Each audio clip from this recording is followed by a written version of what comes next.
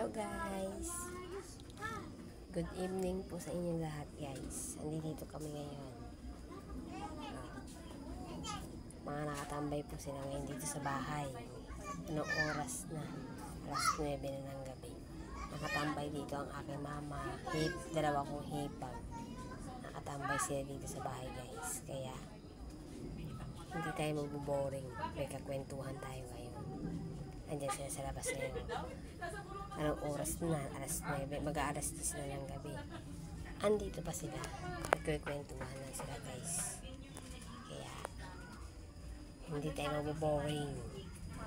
Yung dalawang tulog na. Yung asawa ko at saka yung panganay kong anak na lalaki tulog na guys. Kaya kwento-kwentuhan lang, yung mga nakakatawa, yung mga tungkol sa mga asawa, ganyan lang guys. Yan, mga nakatambay sila ngayon dito. 3 gabi na kami guys. 3 gabi na sila sa akin pumupunta. Tumatambay sa gabi. Sagot nila yung pangkape. Minsan nagkakape kami. Habang nagkikwentuhan, kape kami. Ganyan. Yan ang kasiyahan namin guys.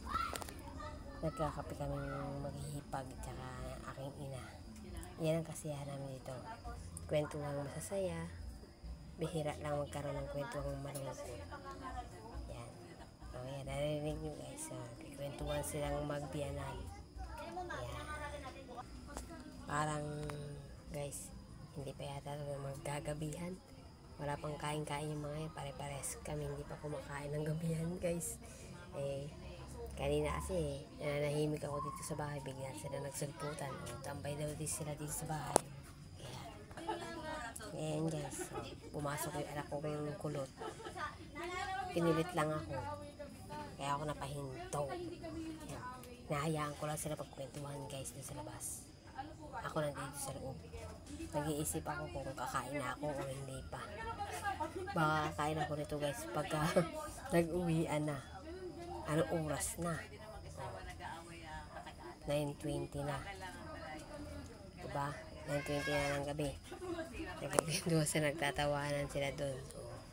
Ako nandito sa loob. Nag-iisip ako kung anong kakain ba ako o hindi mamaya na.